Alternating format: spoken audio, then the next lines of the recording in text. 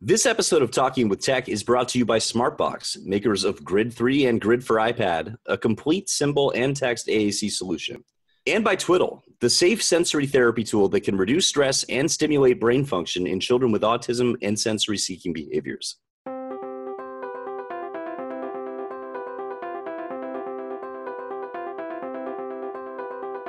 Well, welcome back once again to Talking with Tech. This is Lucas Duber, joined as always by Chris Bugaj. How are you, sir?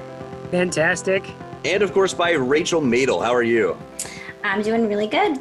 Well, today we're talking about something I'm actually really excited to address because we get asked questions about it all the time, and it's one of those things that really underpins a lot of arguments around augmentative and alternative communication in a variety of ways, and that is motor planning. Chris, I'm curious to ask you, why is this so controversial? I don't know, because Lucas, when I think of it, I think about like how are our words, if I'm using verbal speech, how is that organized in my brain, So I picture like a little troll or gnome that lives in my brain. And when I need to go get a word, it runs over to the little filing cabinet and it pulls out the word that I'm looking for. And the only way it can do that is because the words are organized in this little library in my brain, right? And so when you're talking about people who use augmentative communication devices, the words just can't be kind of randomly placed anywhere on a board. They have to be organized as well so that their little troll can go know and find where it is. Is that a weird way to explain it? I don't know. That's how I think of it. I like trolls in all my metaphors, so I'm totally in for that. The way that I've heard that referred to back in my linguistics days was semantic priming, right? That we have we have patterns in our language use the same way that we have patterns in our muscle use. Which then begs the question, is everything planned out in that way? Do we have channels that we keep on repeating over and over again? Like, is articulation itself, for example, a function of motor planning?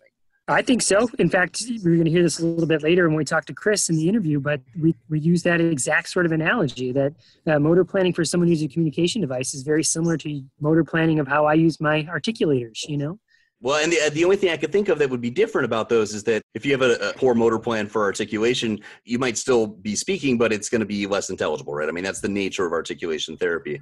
Whereas motor planning, if you don't have a motor plan for an AAC device, the implication, at least from my perspective, is that that's going to impact the rate of production, right? You're going to be sitting there hunting and pecking, the same way you do on a keyboard when you first start learning. Well, maybe not just the rate. I mean, definitely the rate, Lucas, but could it also be just development in general? If you keep moving the icons around, how do you learn where the words are? The only way my little troll could know to go and find the word that I needed is it's always in the same filing cabinet in my brain. So the only way my tongue can say the L sound is that it's always in the same spot. And if it keeps moving around, then the L sound never comes out. And a way that I like to present this to people is, with an iPhone or an Android, if you're an Android user. We all learn exactly where the buttons are. I can navigate to Facebook in my sleep. But if I picked up your phone, Chris, I would probably be searching through lots of folders to try to find Facebook. I know where it is in my sleep. One, because I use Facebook way too much.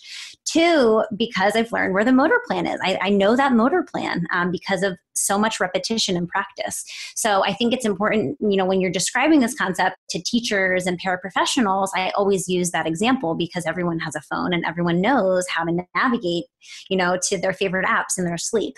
But I think this is really important when we're, doing AAC stuff. So Rachel, it's funny you bring up Facebook because back in the day when Facebook was first starting, they would change up where everything was, and you get these people that would rage quit, they moved everything around. It was before we even had phones and Facebook was just on the computer, and people would go over and they'd be like, where's my friend list? They kept moving it. That's it. I'm leaving Facebook, because Facebook did not understand back in the day motor planning, and it actually freaks people out when you move their stuff around.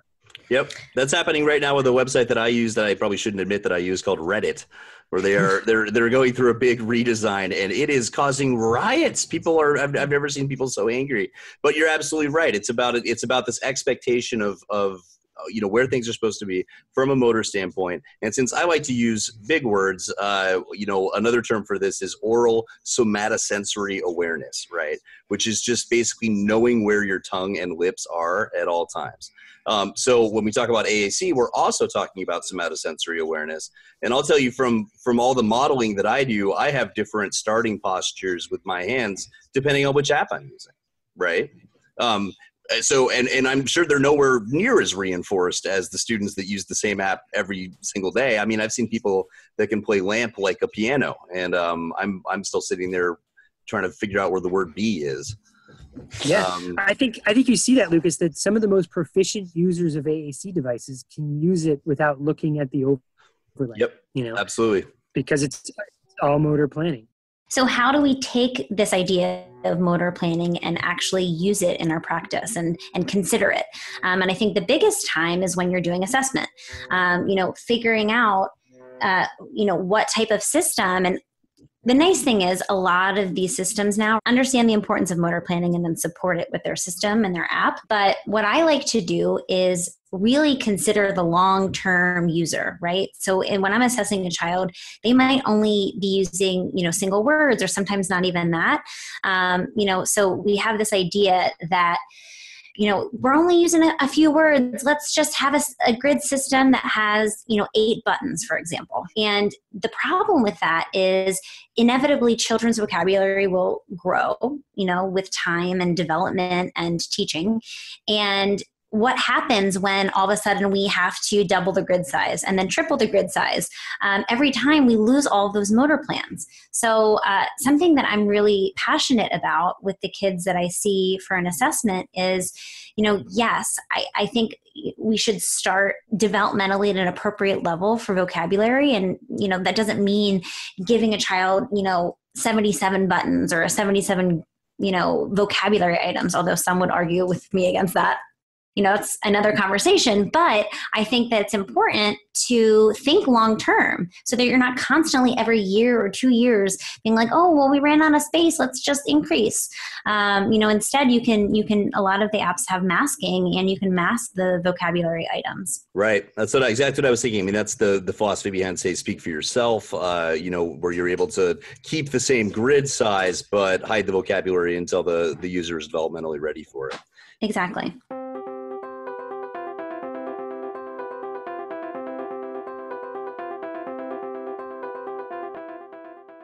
Well, Talking with Tech is brought to you by Smartbox, makers of AAC solution Grid 3 for Windows and Grid for iPad. Grid is a complete symbol and text AAC system that is designed for individuals of different ages and ability levels. Grid is a single AAC system that can progress with the user as he or she grows. One thing I like about Grid is it includes SuperCore, a research-based core word vocabulary grid. SuperCore gives users a home grid of core words that's combined with activity-specific vocabulary. Grid also has a simplified editing process, allowing you to do anything from editing a cell to creating a new grid with a few taps or clicks. Grid also provides remote editing and cloud backup.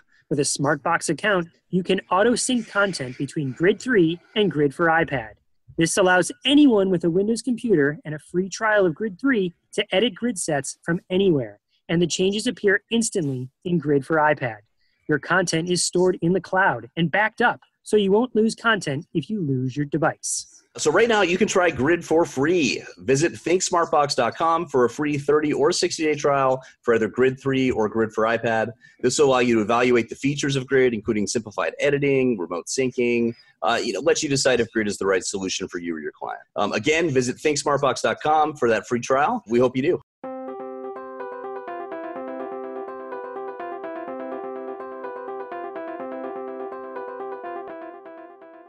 It's interesting how people choose to start when they're starting to implement AAC. I see on different Facebook groups a lot of people posting their core boards that they're using. And I always have to ask when I see something like that, where are you going with that? Because at some point, if you believe the student's going to say more than what's on that core board, then you're going to have to give them a device. And there's some research that kind of backs this up. And there's a quote here, we'll link it in the show notes, but there's a quote from Dukhovny, 2014. And here's the quote. It says, "The practice of starting with simple technologies and switching to unrelated complex devices later may negatively affect language development." That's pretty important. That's like a very important thing. Like starting with simple and then going to complex might actually have a negative impact on language development, as opposed to just starting with the more complex device, like you were sort of suggesting, Rachel. So I just want to say there's some research that supports this sort of notion that we should start with the more complex devices. course, never enough research. So get out there, guys, to do some more. Yeah, those of you listening, get out there and start researching. And you know what? I see both sides of it. I think that there are absolutely situations in which, a student might need a very small field with very large icons for visual reasons or for motor access reasons or whatever that might be. So it's never going to be perfect. But I think, on the whole, if we can preserve, like a good example of this is, there are certain icons across systems that I always try to have at least in the same place, if that makes sense. So I have a lot of users of touch chat, for example. And so in the lower right-hand corner, I always have a button that says something along the lines of, I made a mistake. And that will be consistent across many pages, across many devices. So at least then there's conceptually this knowledge, even if the thumb doesn't know exactly where to go, we're not completely relearning. Do you feel like I'm right to do that? Because I've doubted myself many times. I did the same thing. And, with various things. And I think that consistency is really important, especially with these compensatory strategies. Like, I need help. I made a mistake. These things that, come up with AAC users and when they're using their devices. So absolutely. I think it's important for them to always kind of know generally where that is, that specific phrase. Right. Lucas, can I just say something there? There's something even more important that what you just said, which is you asked the question, I don't know, do you think I'm doing this right? Which I think is something we often, because I'm doing it, then it must be right, as opposed to I'm doing this and I'm wondering if it's right. Let me go ask some other people to get some sort of feedback so that I'm just not going on my own expert opinion. You know what I mean? I think that's just a huge skill that we all need to develop as therapists, is to be able, maybe I'm messing this up. Let me go ask somebody else. And I just think I have mad respect for you to ask that question. I fully accept your praise and enjoy it, and I thank you very much. But one of my practicum supervisors years and years ago told me one of the best things I could do as a clinician is to enter every session with the assumption that everything that I know is wrong. And sort of reteach myself based on the data, right? Look at what's been successful, because assessment is a never-ending process.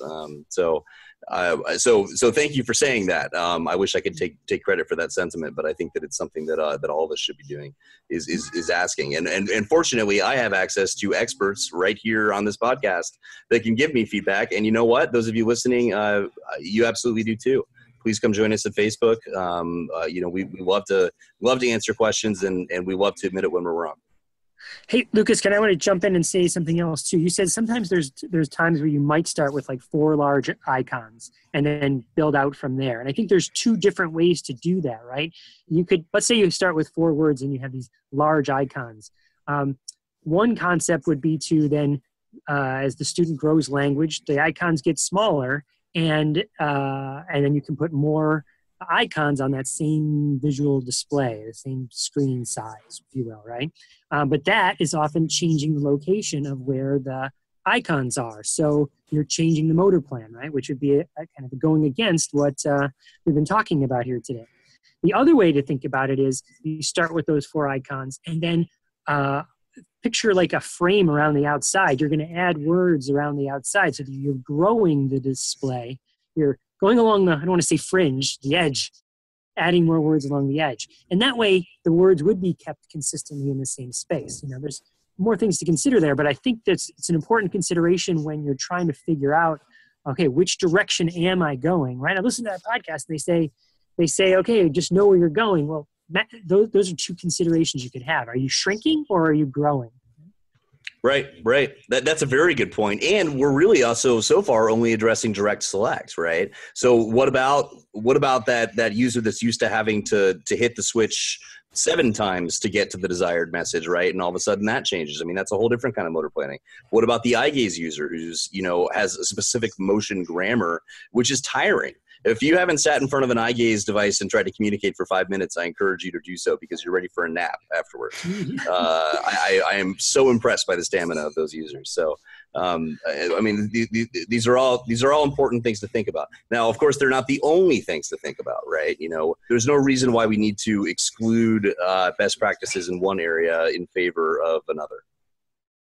Now, what about is this more important when we have students with more limited motor skills? Like, what about overlays on the device? What are some specific unique cases? Well, I actually find that kids who have issues with motor planning, they have issues across the board, right?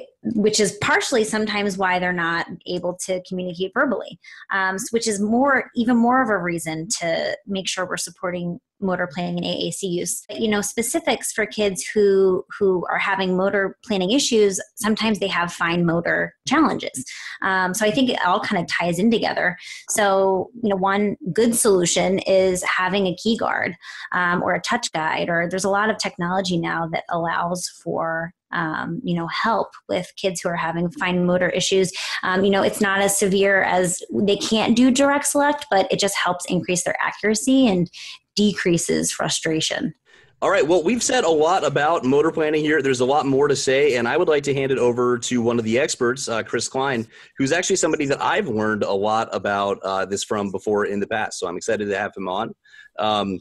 Chris conducted the interview. Do you have any comments ahead of time? I just want to say that what you're about to hear, because he's a device user, we've actually edited down. So the way Chris communicates is he uses his toe on a Vantage. He's going to talk about that a little bit. And he is generating word by word, and he's got the speak word function turned on. So as he presses a word, or as he uses even word prediction, he starts to spell a word. You're hearing those spellings, and you hear the word one after another. And then when he's done with composing his entire sentence, he hits the speak display and it says the entire thing again. So you hear it twice. So for the purposes of this podcast, we're going to cut it down so you're only hearing that final part. Just know that that's not exactly the true essence of the communication. It's going to sound much more fluid to you because of the magic of editing. Well, that's great. I'm really looking forward to it. Without further ado, Mr. Chris Klein.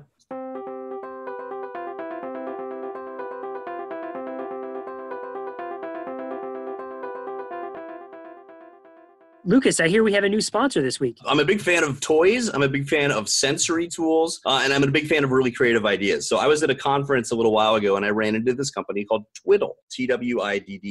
And they make these soft therapeutic aids that assist caregivers, people who specialize in autism or ADHD, developmental disabilities, even memory care and arthritis. They almost look like a hand muff that you put your hands into. They have them in the shape of dogs, the shape of cats. That's so fuzzy and adorable. There's one called the Nathan that has a whole bunch of like its own fidgets on it, like a chewy, like a crinkly bag. They're warm. Each one of them has like a stress ball at the center of it that you can squeeze. There's a storage bag with a zipper. These things are really neat. I love sensory items, especially for kids with autism. They're a game changer. They sound awesome. They sound like something I want to play with. Yeah, in fact, it's really comfortable. They're really durable, and they're machine washable, which is huge. I can't tell you how many times, especially in my clinic, I've had to just throw away stuff. I highly recommend it, and I can't think of a kid that wouldn't enjoy playing with one of these. So check it out, twiddle.speechscience.org.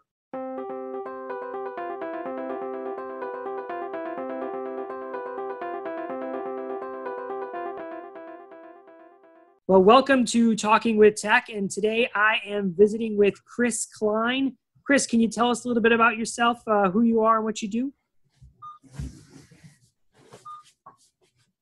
I am Chris Klein. I have been working with AAC 39 years now, and now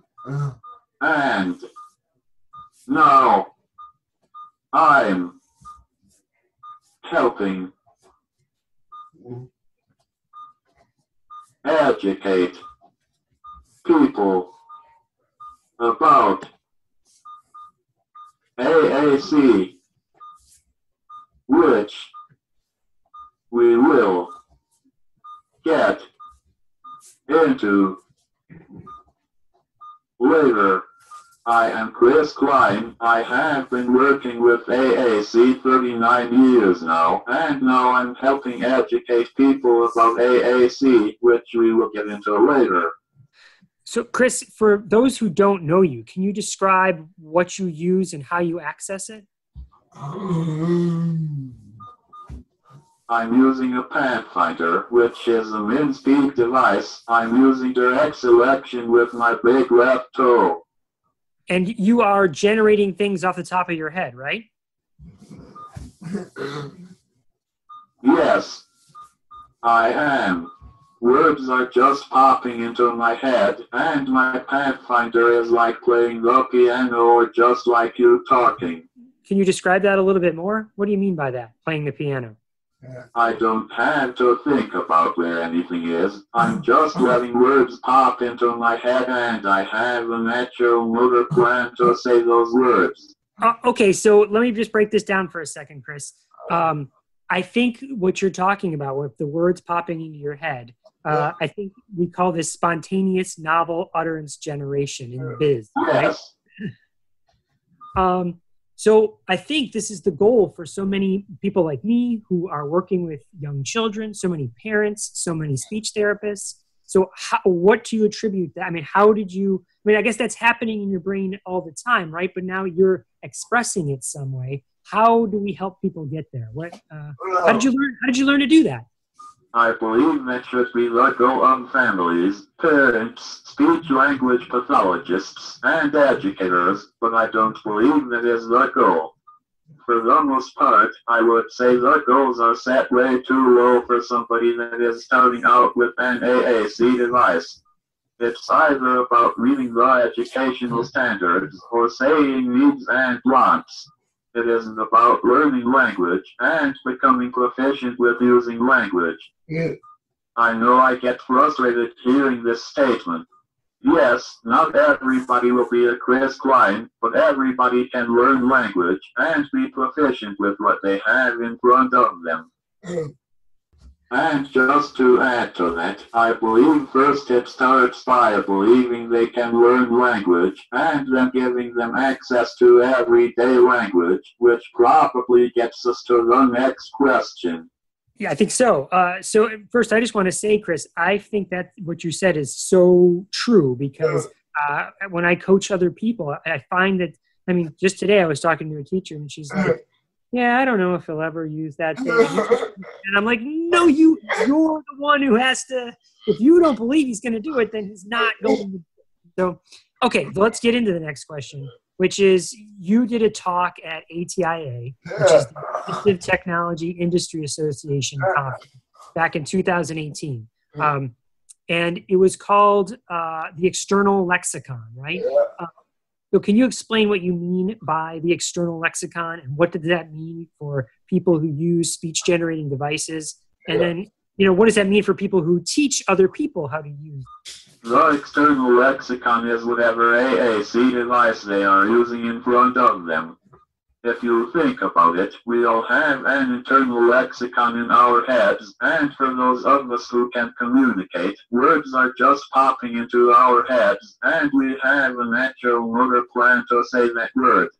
That is why many of us will say something stupid because we're really not thinking about what we are saying. We're just letting words pop into our head.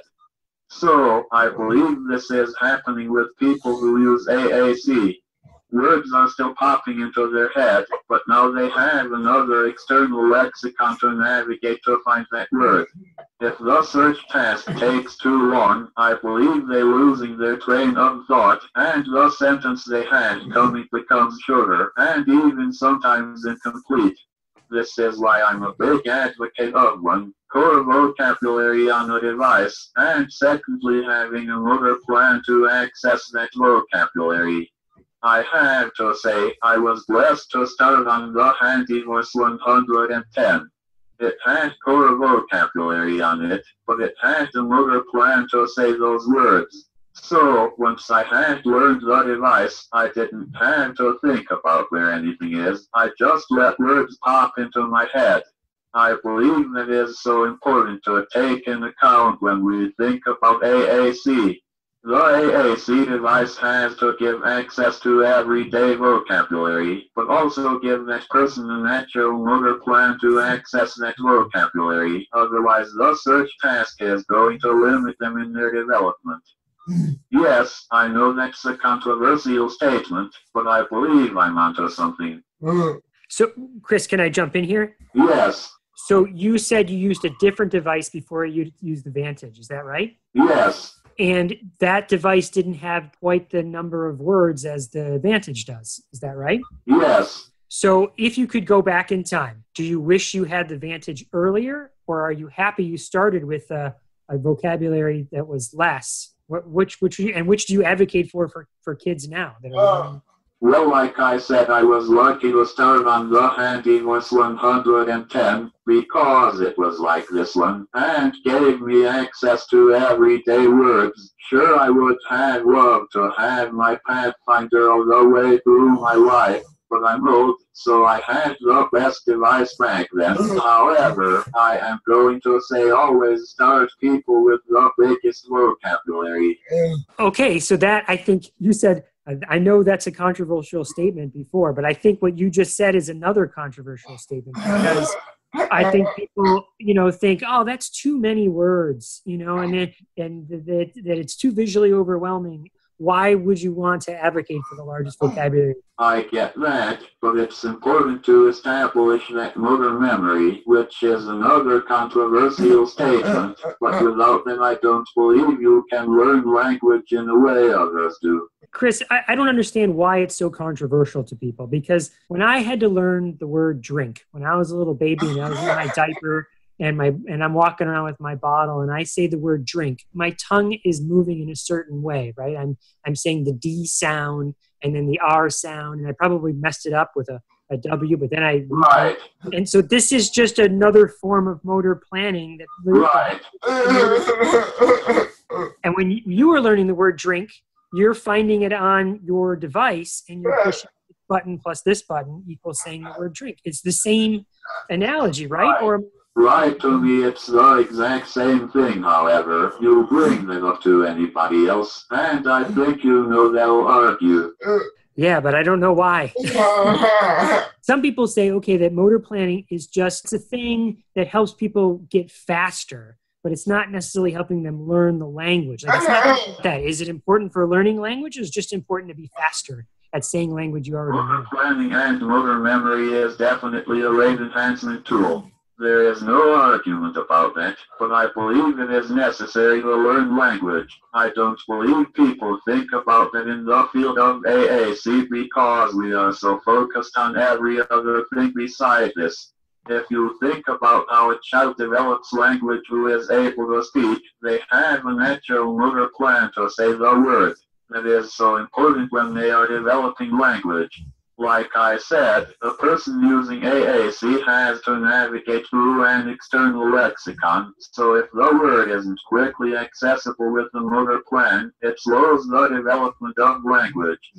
As a person who majored in kinesiology and still get involved with teaching college athletes, motor memory is essential.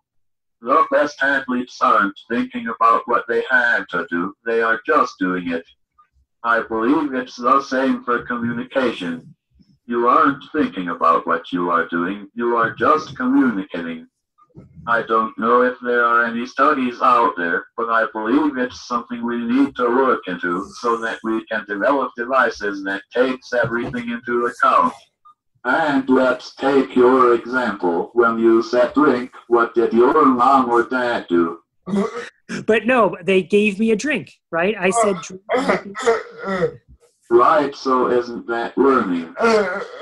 Absolutely, absolutely. And that's why I think it's tied together. I think you and I are on the same page there. Well, let me ask this too. When you say external lexicon, how is that different than an internal lexicon or just a lexicon? It's different because it's organized differently. So like you can say whatever, whenever, and it comes out fine, right? Well, mostly.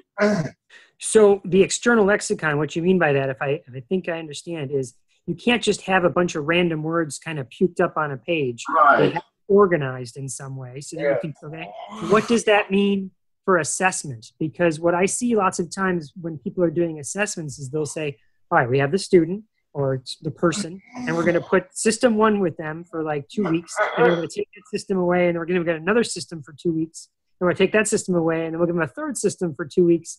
And that seems to be that is a major problem I see, because how do you assess someone that way when you are changing how their external lexicon is organized every 2 weeks? Do I have an answer to that? Probably not. Well, I do, but that wouldn't be politically correct, so I'll leave that.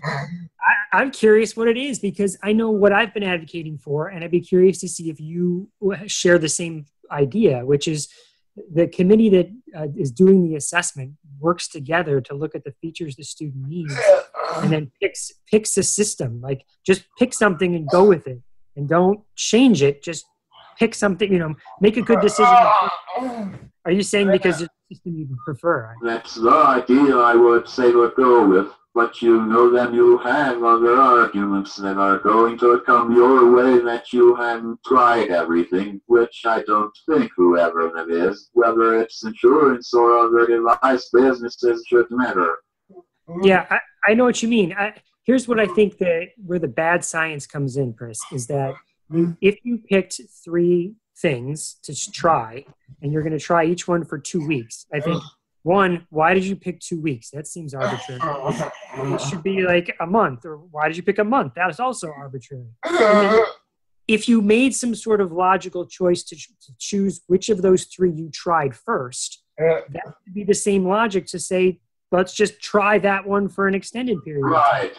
And I believe we would get people communicating better that way than we are today. Do you think a lot of people do assessments that way, and they are changing up the external lexicon because of money? And what I mean by that is that back in the day when you were younger, right, getting a device cost thousands and thousands and thousands of dollars. When I say a device, I mean a robust language system. And we've kind of held on to this old model of doing assessment that way because they cost thousands of dollars.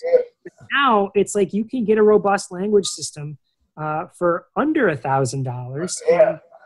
And we still hold on to the old way of doing assessment, getting a new model. Am I crazy, or is that your take on it too? I think you're right on. And the other thing is, I don't think we believe enough that they can do this, because whoever is looking at whatever device is saying that looks impossible, just like my parents did, and my speech language pathologist said, well, just let him play with it. So thank goodness for your speech language pathologist. If you had someone different who didn't believe, then you would be in the same boat as other people, changing different devices. And right. Chris, all right, let me ask, what are you working on now? What's driving you? What's your latest quest? How do I explain what I am doing? I guess first, I am educating people about AAC. I would say that extends from children or whoever beginning to use AAC, to parents, to teachers, to speech-language pathologists, and to going to universities to teach future speech-language pathologists. So that's the first thing. Secondly, I'm helping communities set up social programs for people who use AAC. We want communities to have social opportunities for people who use AAC, which doesn't always mean getting people with AAC together. I believe that works well, but I believe having others there that don't use AAC is very beneficial and motivating as well. I believe we need to help people who use AAC learn how to develop and build long-lasting relationships, which is my goal in doing these things. I totally agree. Summertime, you find there's all these AAC camps popping up, but there never seems to be one close to my area, which I guess means it's on me, right? And I love all these camps, don't get me wrong, but I'd love to see one integrated. Integrated, you mean like all year long, or integrated into what? Like into a summer camp where you'll have people who use AAC, but also able-bodied people working together on something. That is where I think we could make something bigger happen. Yeah, I like that idea. It's happening in certain places, right? I mean, you organize things like that. Yes. Yes, it's happening here on a smaller level, and now I'm trying to figure out how to grow that, which takes probably some money. All right, so how do people get involved? How do they learn more about you? How do they donate? It's become AAC, and Smile Amazon is one way. I haven't gotten PayPal set up because, well, it's pretty much impossible. They want every paperwork and still haven't gotten approved. Checks can be sent to my address, and they can get that address by emailing me at chris.klein34@gmail. When they contact you, what kind of stuff do you do? Like, I mean, I know you do presentations and talks for any organization. Is that right? I do pretty much anything they want, and of course there is a cost to whatever, but we can work it out. Wait, I don't understand. You expect to be paid for your time? How dare you? Hey, man, hey, you would be surprised how many times I have gotten that. Well, Chris, thank you so much for your time and for sharing your expertise and for getting the word out to as many people as possible about all of this stuff, all of your efforts. The external lexicon, motor memory, motor planning, believing in people, not selling anyone short. All of those are huge messages I hope us at Talking with Tech and beyond in the profession take away from our experiences with you and others like you. So thank you. I do too, and it is my drive, so I'm not going to stop. Chris, what is next for you? Are you going to ATIA again? Or are you going to another conference? Where can people see you if they're... I'm hoping to go to ASHA again, like I said, trying to figure out how to change the message a little, but working on that. I'll be at Novice July working with Wrecker. I think that is what they call it. Sorry, it's Penn State to me. Just Penn State to you, right? Because you're outside of Pittsburgh. That's where you live? No, I'm actually in Michigan, but I go everywhere. That's right. I knew that. That's where I met you. Right. I go everywhere too, and that's why things get fuzzy. All right. Well, Chris, thank you so much for this interview. I really appreciate it. I think we might have to ask you to come back and talk about some other stuff as well, because this is just like the tip of the iceberg, right? It's some of the important things. Like 1,000 other questions you have. This is just the tip. There is a lot more work left. Absolutely. Well, which is why you're going to ASHA and ATIA and RESNA and RERC. All right, Chris. Well, thank you so much. Any last parting thoughts or words? Hey, make AAC fun and less about homework too. I believe that makes a difference too. What a great final thought. Absolutely. Let's make AAC fun. Let's make school fun. Thank you so much. I really appreciate it. Thank you. Maybe the next time I'll see you is ATIA, but let's keep in touch, okay? Yes, we will. All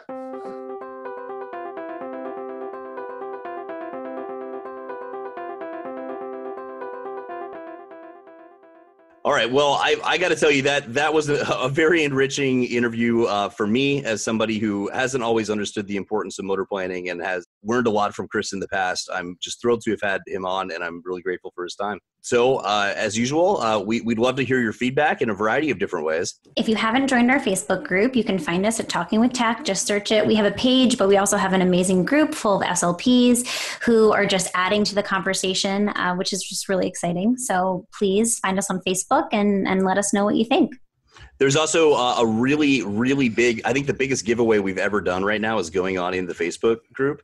Courtesy of Smartbox, we have about $925 worth of stuff being given away. A copy of Grid 3 for iPad, copy of Look to Learn, which is $600 in and of itself, and a Talking with Tech t-shirt is in there too, just so you can, wear the most fashionable clothing in the world. And all that it takes is just some clicks. It's really easy. So definitely do check out the Facebook group. And one other thing we'd appreciate from you is to spread the word. I mean, this is the episode to go and show your occupational therapy friends. Go, hey, did you listen to this? Because this is all about motor planning, occupational therapist. Go listen. And then when you're showing it to them, show them how to hit the subscribe button down at the bottom of iTunes or whatever podcatcher you use. Podcatcher, I like that. It's like Dreamcatcher. I need one of those. But yes, we are on pretty much every single one of those, including Spotify and TuneIn. So once again, this is Lucas Stuber for Chris Bugaj and Rachel Madel. I cannot tell you how much we appreciate your listening. This is one of the most validating things that certainly I've ever done professionally, and I'm thankful for it every day. So we'll talk to you next week and the week after, and can't wait to hear everything that you have to share. Talk to you soon.